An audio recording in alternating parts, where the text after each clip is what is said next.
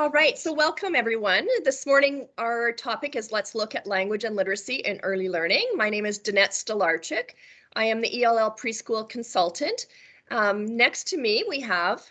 Hi, I'm Chitra Srihari. I'm a speech language pathologist with the Calgary Catholic School District, and we work with kids from K to 2 directly and 3 to 6 indirectly. And in the background doing some back work for us, we have Dorota Gaska. So she will be monitoring our chat this morning, and we are just so excited to begin. So welcome. Let us begin by placing ourselves in the presence of God. In the name of the Father, and of the Son, and of the Holy Spirit. Amen. Spirit of the living God, bless the work of our hands, our minds, our hearts. May the work offered be a reflection of all that is good within us. In planning, creating, doing.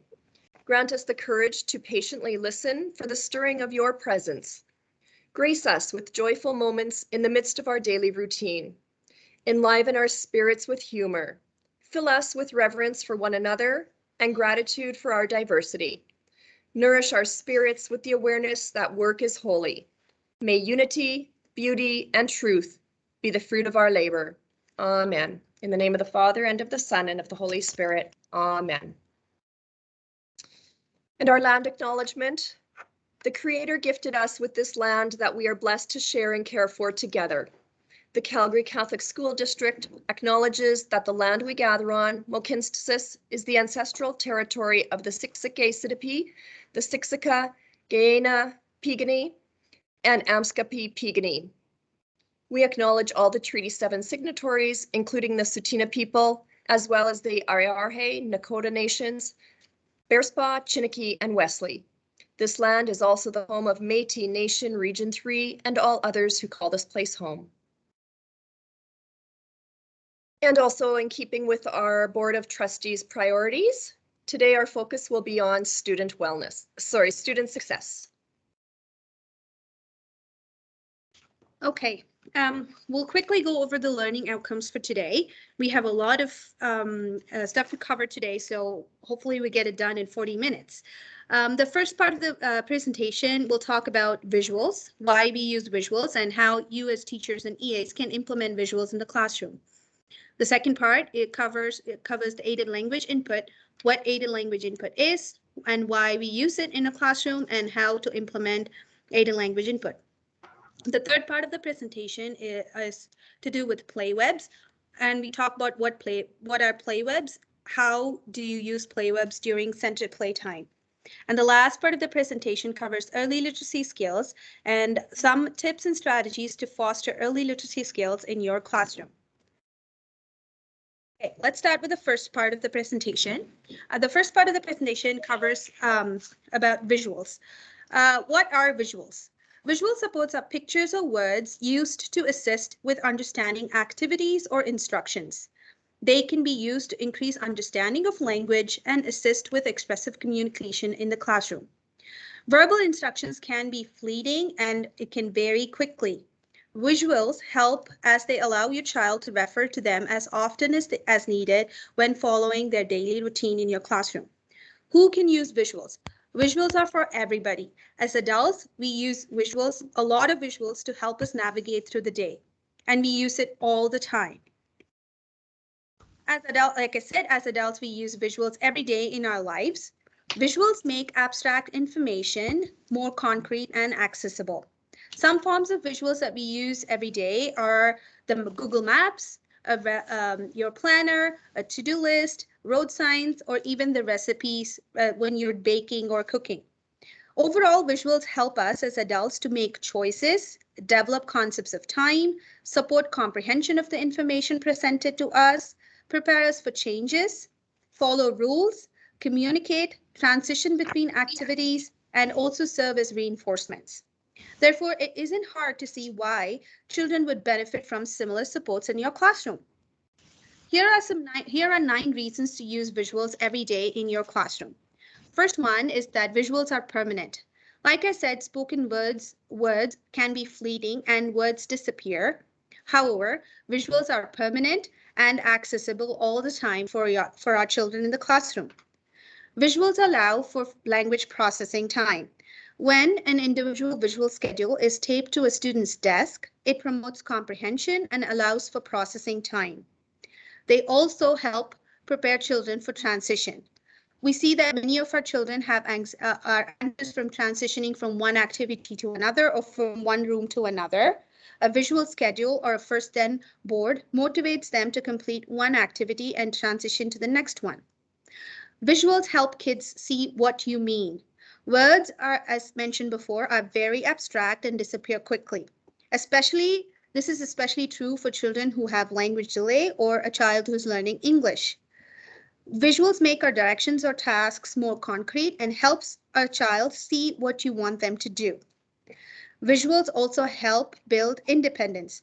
How many times in your classrooms have you repeated the same direction or instruction? And how many times have you checked in with a child to see if they have initiated a task or completed a task? Try visuals. It reduces your check-ins and promotes student independence, which is our ultimate goal. As I said before, visuals are permanent, but they're also transferable between environments and people. Portable visuals that children can carry from one class to another, from one activity to another. So a child can take a visual from his or her classroom to the gym or the library or the music room. Visuals have no attitude, no tone, no frustration, and no disapproval. It is neutral towards you as an adult in the classroom as well as towards the student. Visuals help reduce anxiety.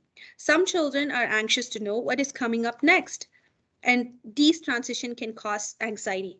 A visual schedule helps reduce the stress and anxiety and helps them transition between activities and classrooms. In the end, visuals are considerate of all students, be it our English language learners or our diverse learners, or even you as a teacher.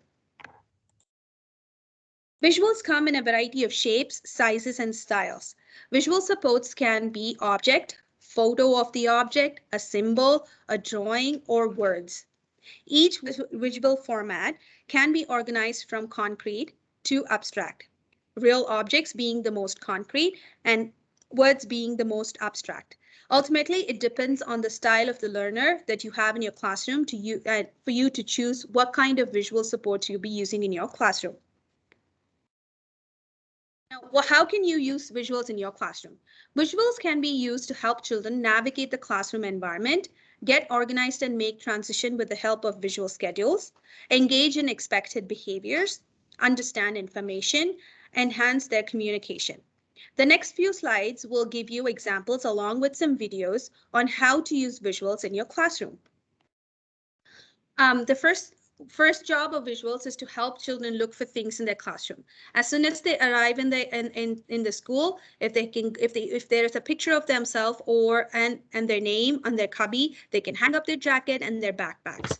Inside the classroom, this is from one of our classrooms. Inside the classroom, if their book bins are labeled with their names or their pictures, it can help them navigate in the classroom.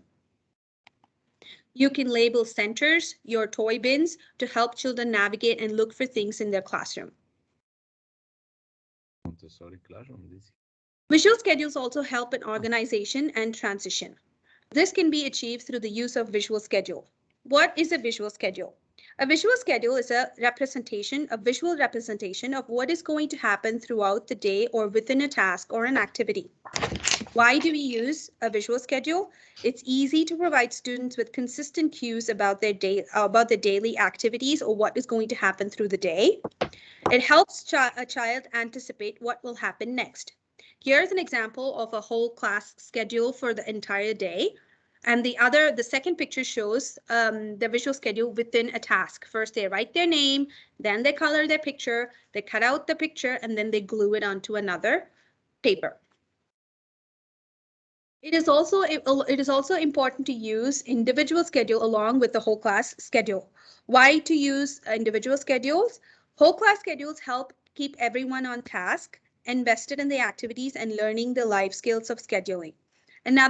But an individual schedule for a student might give them better access at all times, and it should not be faded away, and it can be taped to the student's desk.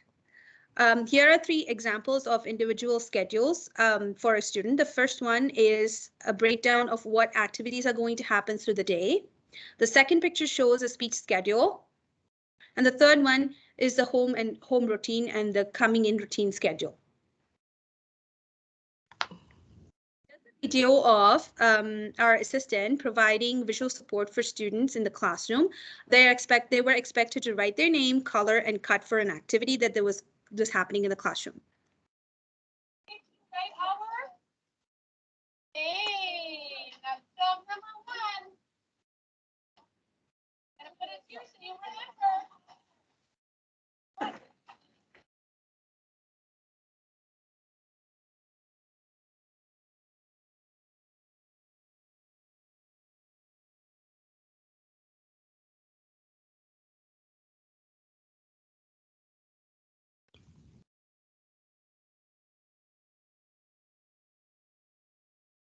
I'm hoping everybody can hear the video. If you can hear the video, just give a thumbs up on the chat, please.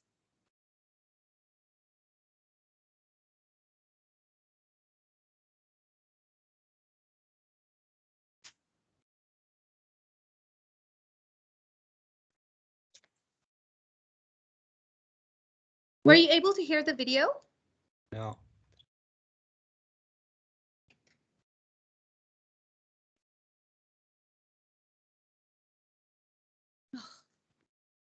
Okay, so that video showed it was an example of an assistant providing a visual support of the task that needs to be completed by the child. The first task was to write, then color, cut, and then glue the picture. Now, the second picture shows an individual schedule taped to the student's desk as this child was having difficulty initiating the task. So we created an individual task, individual visual schedule for him, where he had to write his name first, color, and then cut the paper.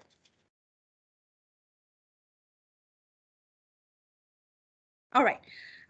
So the next part of visual support is using a first then visual board with choices. What is a first then visual board with choices? A first then board is a visual display of something your child prefers that will happen after completing a task that is less preferred. That is, the first is usually a non-preferred activity. The then is a preferred activity or toy that the child enjoys. Why do we use such visuals? This form of visual provides high motivation for the student to work through one activity to get to a preferred activity. That is, reward completion of an undesired task. It also provides predictability, breaks down larger schedule, and this is a powerful strategy to maintain appropriate behavior throughout transitions. Who can this be helpful for? For a child who's non-compliant when completing a non-preferred activity or task, this can be any type of task, like a simple table work or a book reading task. And they're also useful for children who have trouble transitioning from activity to activity or from one room to the next. A first then board helps the child transition to an activity or location that is not preferred because the child can visually see that a preferred activity is coming up next. A first then board is portable and moves with the child as they transition between activities or rooms. Okay, here's an example of the first then activity board in use. So we understand that some of you heard the beginning of the last video and then it seemed to have cut out. We will try once again. And again, please just enter in the chat what you can or cannot hear.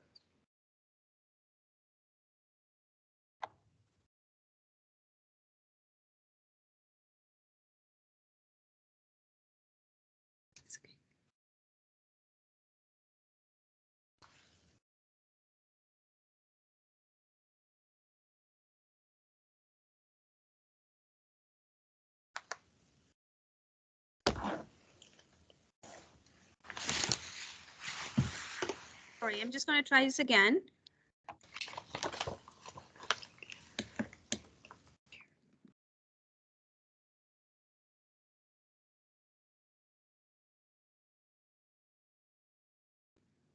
Okay, I'm hoping to try this again and we'll hear this.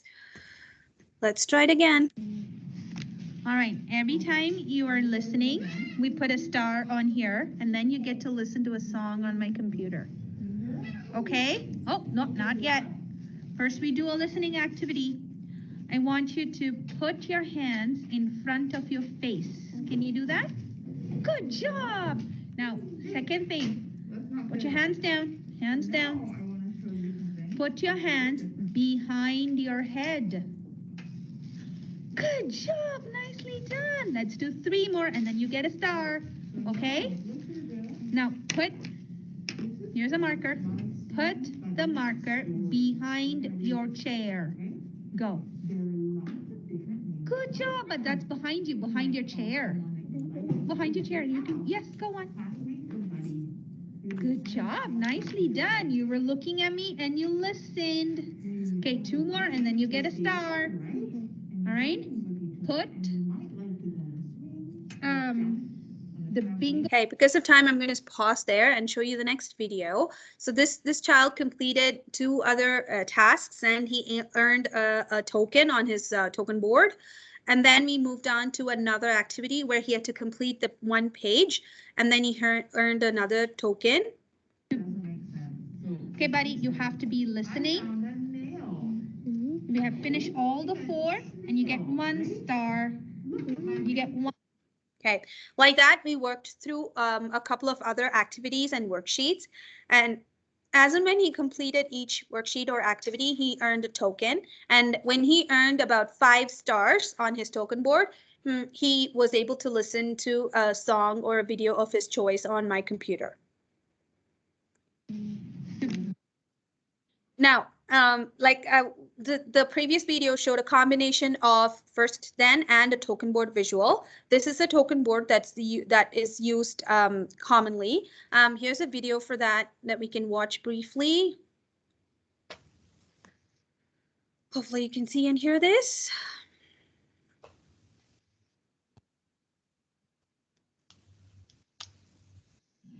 Hi, this is Sasha from the autismhelper.com. Here's a quick tutorial on using the I Am Working For system and choice board. So here I have a few of the students' preferable items or common items preferred in our class. And when the student comes to the station, I keep actually 1 right at every station, and they can pick what they want to work for. So if he wants to work for Cheetos, he puts it here. And then it depends on the kid. Sometimes after a few responses, we'll give a star, or after 1 task, we'll give a star. The stars are kept on the back, which I think is so important, or else, honestly, you lose them. So once the child does something good, or if we're using this for behavior, academics, give 1 star. And kind of continue on doing that until you get all the stars all up to the end, and once they get stars up to the end, they get the Cheetos. This is a nice visual way to break down the reinforcement the child's getting, and I think this really helps kids with autism understand more intermittent reinforcement. They don't get the Cheeto every time they do the response, but they know that it's coming. Okay, back to the presentation. All right. So like you saw in the video, a token board of visuals that specify the number of tasks a child must complete in order to gain a reward. And that could be an activity or a toy that is highly motivating. Each time a task is completed, a token is placed on the board. When the child has finished a specified number of tasks, they receive the reward. The tokens can be stars, check marks, or pictures customized to your child's interest. So it can be a Paw Patrol picture, a picture of Chase, or Dora, or anything that the child finds really motivating. Now, why do we use token boards? Token boards teach the child to wait longer before they receive a reward. It increases motivation to complete undesired tasks, and it represents the amount of expected tasks that the child has to complete visually. A token board can be used in conjunction with a choice board. A choice board is a visual support that includes objects, photos, pictures, line drawings, or text, which can be used by your child to communicate what activity or item they would like to do after completion of the non-preferred task.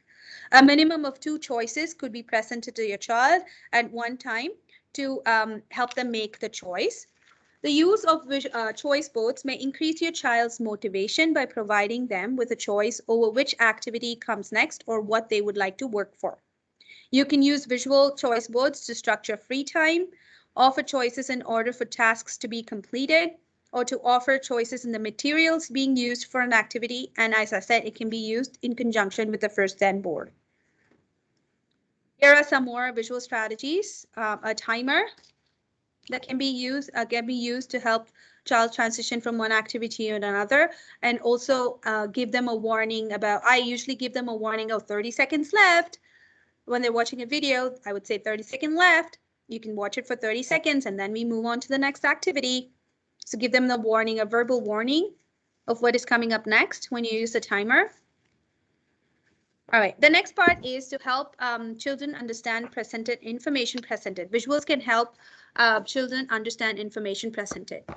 Here is an example of helping children understand WH questions. So when you're reading a book and you ask WH questions, a visual representation of what WH questions mean would help students understand verbal questions. What means an object or an action, where means a place, who means a person, and when means a time. Here's a video of such a strategy being used in one of my sessions. Here are students trying to build a sentence using these visuals of who is doing what on where. So let's look at the video. Look here, we see a picture of a person. If I ask you the question, who is in the picture? Who is in the picture? A boy. Who means a person. It could be a boy or a girl, okay? A boy. Yeah, and look at this picture. It shows what the person is doing. What is this boy doing?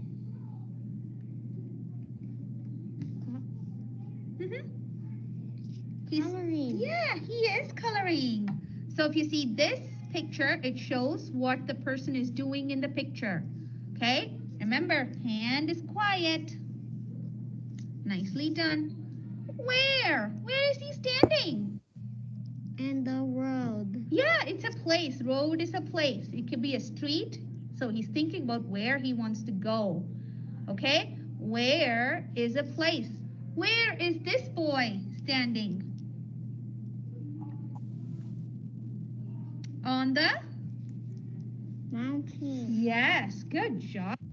So we in this video we were helping him formulate sentences with answering those simple WH questions, and it helped him formulate complete sentences.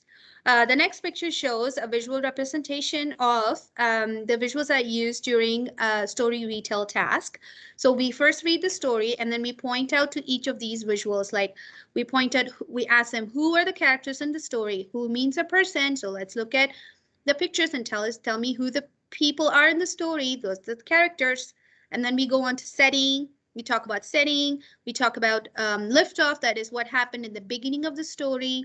When we talk about there was a problem in the story, something went wrong. So that's a thumbs down sign. And how the character felt because of the problem.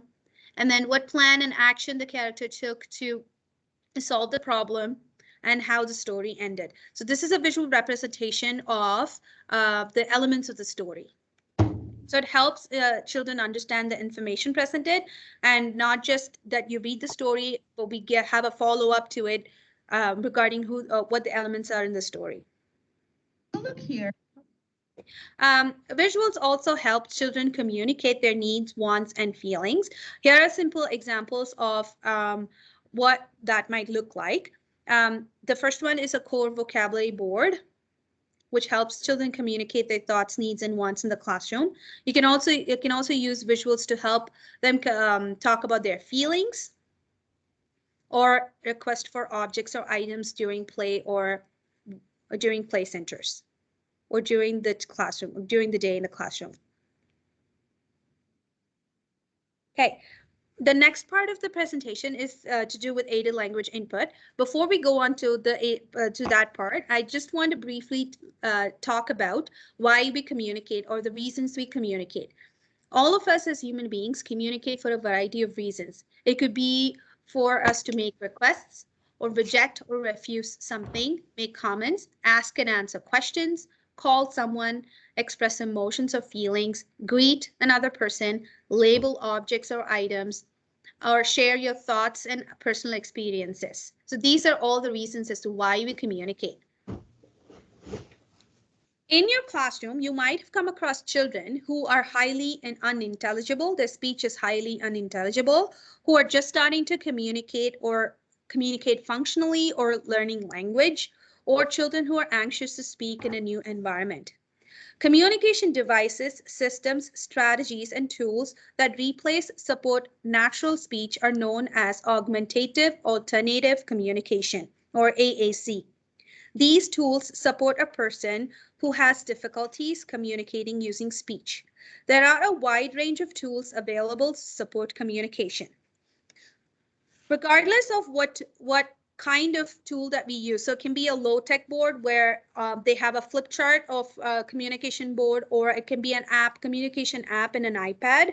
So regardless of what kind of tool that they use, one strategy that is most helpful and powerful to promote communication in an AAC user is aided language input or stimulation.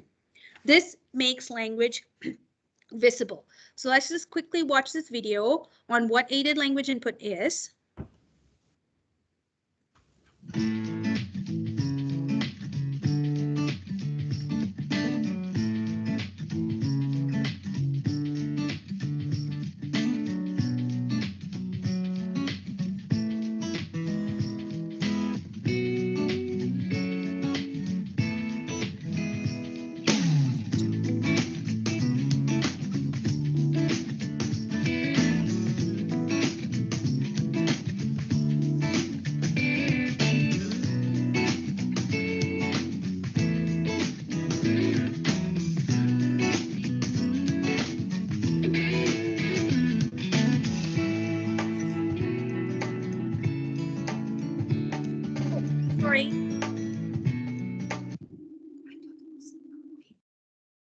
Sorry, I didn't know you could not see the video. I'm sorry about that.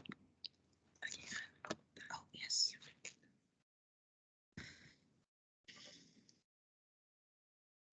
I'm sorry for all of this back and forth. Thank you for letting us know. Yes. So please now you can.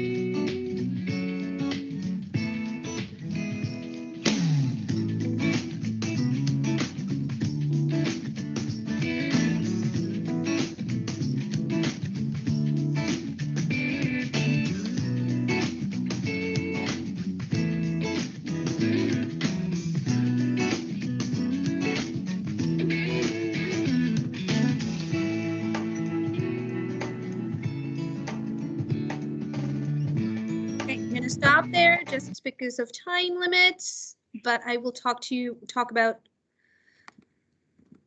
Okay. Can you see the presentation? Oh, still the video.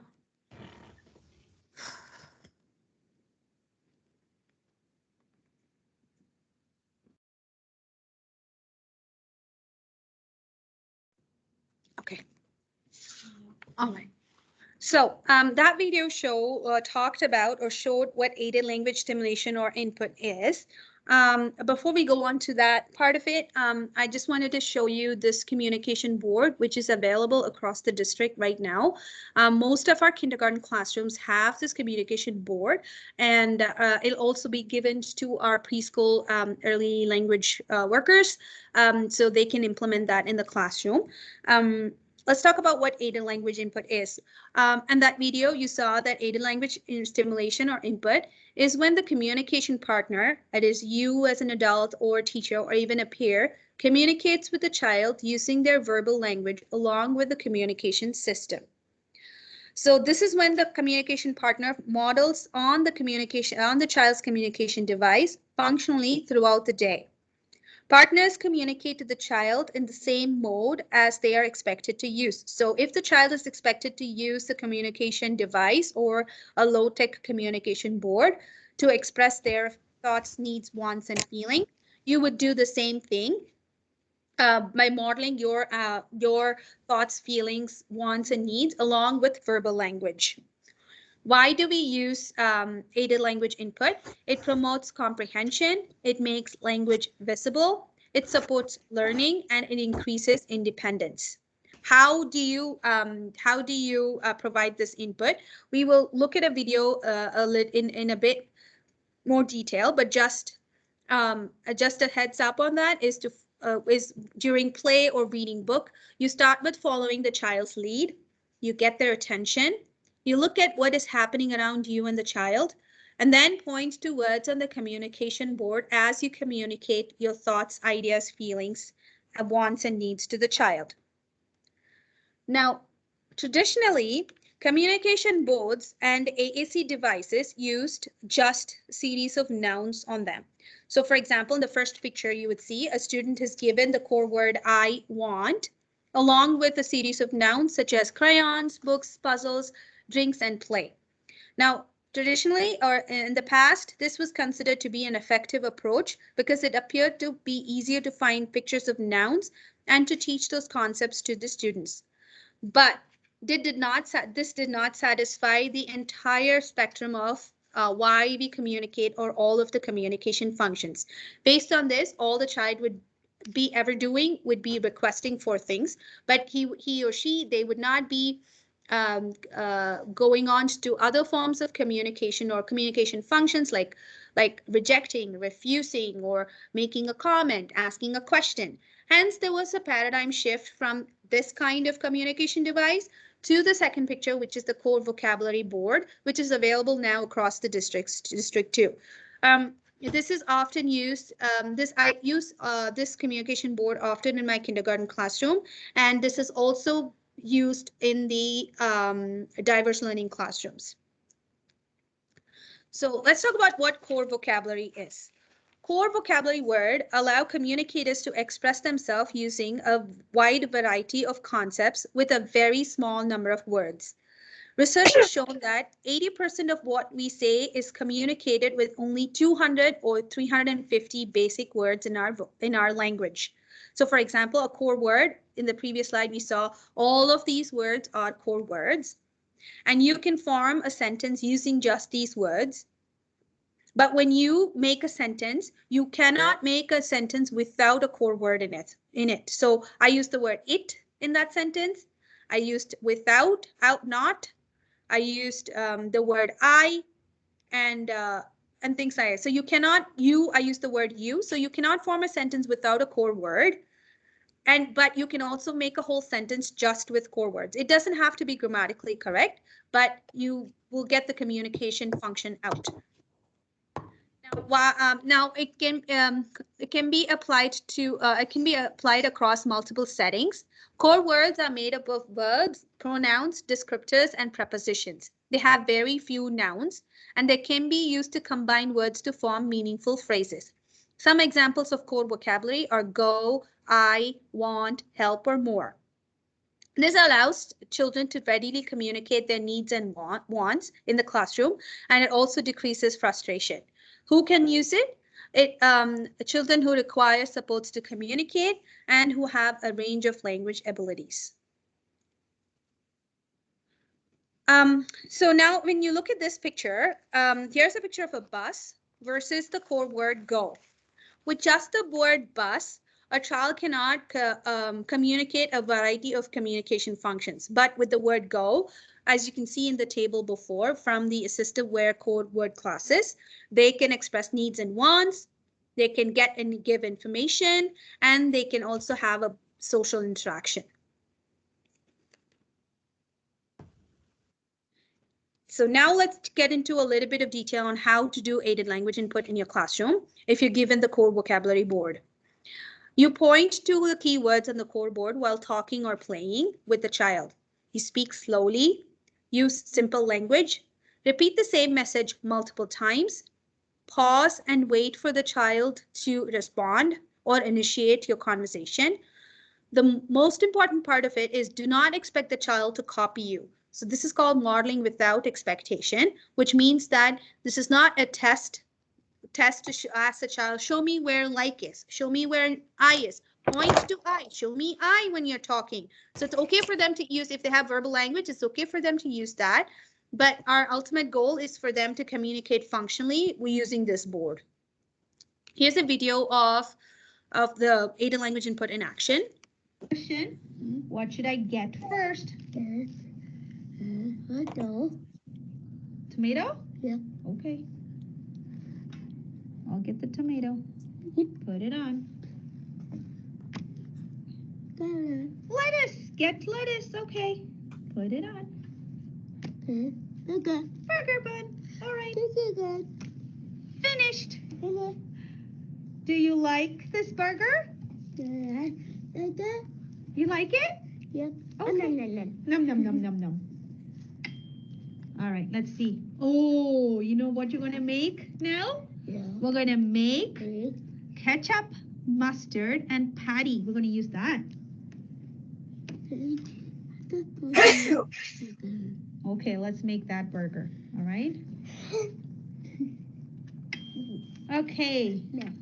What should I get first? So here, What should I get? Here you see that we were modeling the words get and make. That was the core word of the week for us that day. And we were using a computer game to make burgers. And I was modeling without expectation for the child to imitate. I wasn't expecting him to imitate me, but he was doing a pretty good job on that. He, in fact, went on to make some spontaneous phrases like make more and I like. And he also said put on, and he said finished. And I made all the burgers. So he was learning how to model his use the core vocabulary board in this session. Okay, our next topic is play webs. Play webs, before we go on to that, I just want to let you know about the social stages of play. Quickly, there are, that's unoccupied play, solitary play, onlooker, parallel, associative, and social play. Now, in the classroom, you might have seen children who don't use toys appropriately or use toys in a repetitive manner. One way to help support them is the use of play webs. What are play webs? Play webs are visual choices to help organize creative, imaginative play. It also helps encourage, and why we use it, it helps encourage play in children who have difficulty pretending to play, who have difficulty using toys appropriately, and also helps interaction. The next few slides show the examples of some play webs, and there's one video where of play webs being used in action. Here's a play web of Doctor Play. And the arrows point to what are the things that the child can do. An example of a play web of Play Kitchen. With the kitchen, you can wash the dishes, pour drink, eat food, set the table, stir, cook in a pot.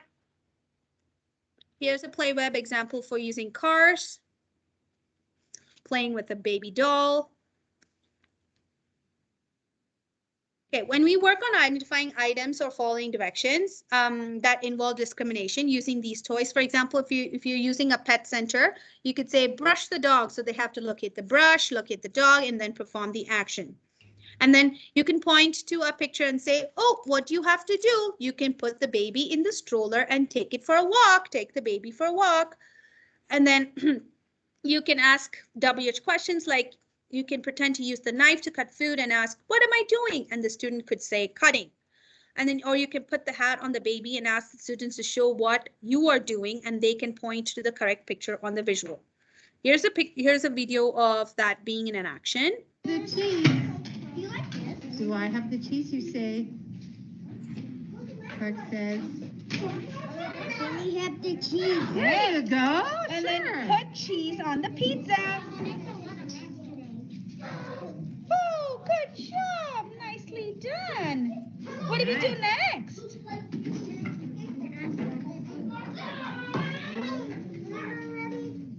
We'll cook and bake the pizza in the stove.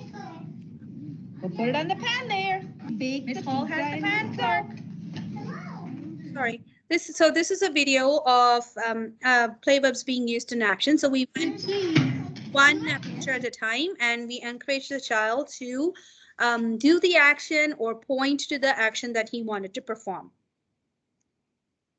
So you could include specific examples, like you could do it in your centers: Play-Doh, house, kitchen, trucks, dolls, water play, Lego play, etc. The last part of the presentation is early literacy skills.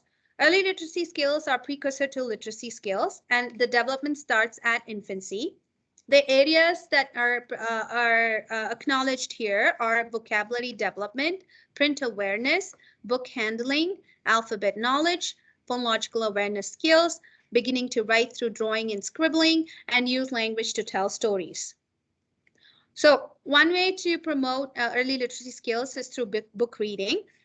We have highlighted three book reading strategies. The first one is shared reading. Shared reading is when you use the big book on the easel board, and the children join in or share the reading of the big book. Students are supported by the teacher or the adult in the classroom. Before reading, you can talk about the cover, you can talk about what's going to happen in the book, point out to the author's name, point out to the illustrators, that you can do all of that before reading the book. During reading, you can read naturally and point to text and letters. You can have students predict a word or the beginning letter of the word. After you finish reading, you can recheck your predictions, build connections, and ask open-ended questions. Next part of it is dialogic reading. Here, the adult helps the child become the storyteller while reading a book. The adult is the audience, and the adult and the child have a conversation about the book. One way to do is the peer technique, where P stands for prompt the child to say something about the book. Evaluate the child's response. So think about what the child has said, and if he or she has used just one sentence, you can expand the child's response by rephrasing and adding more information to it. And then you repeat to promote to make sure the child has learned from the expansion. Another strategy is the interactive read aloud. This is a whole group instruction where the teacher reads aloud a story and occasionally pauses for conversation and thinking deep about the story. Why do we use interactive read aloud? It engages children with the text. It builds comprehension, vocabulary, and expands language skills.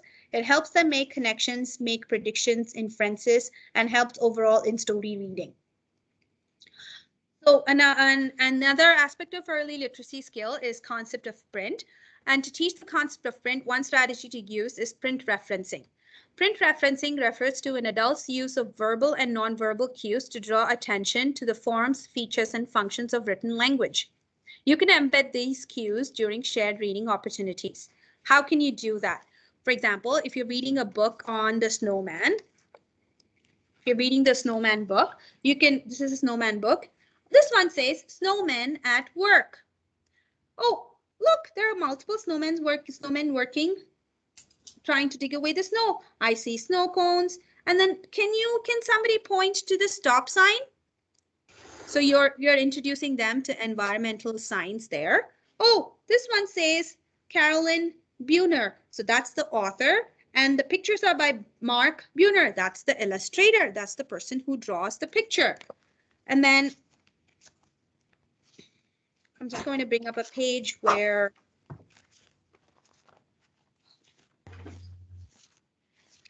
right.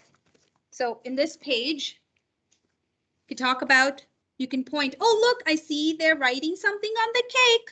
So you're bringing attention to the print on the cake, which, what do you think it says on the cake? It could say happy birthday. So you can have the children come up and say what it says on the cake. You can also bring attention to the words in the picture. So he is a baker. This word says baker. Baker begins with the sound b, b, b. So you brought attention to the word, you brought attention to the beginning sound of the word. So you can also point out to dialogue boxes in the book, and you can help. And as you read, you can track your print to let them know that print goes from left to right. So you can track. The dentist might drill bits of coal to fix a snowman's smile, a little brush and polish. So you're tracking print and highlighting the direction that you're reading.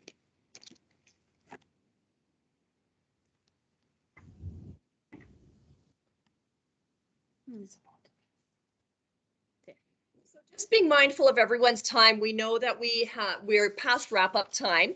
We are going to be sharing this PowerPoint presentation. We apologize that there were a couple of technology concerns here. So the last few slides are basically how to beef up your book center, and we had a variety of ideas to share with you today. We will have this on the EPD site. And so please just feel free to access this PowerPoint to get all of these extra ideas on what we can add into a book center.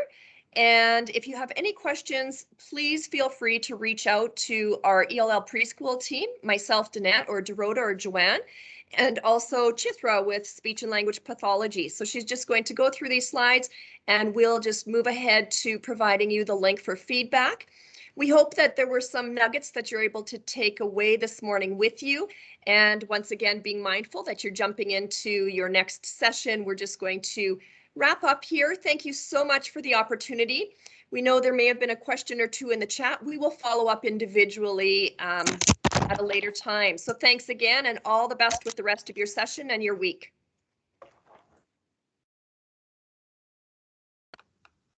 So I'm just going to give you the link to the survey.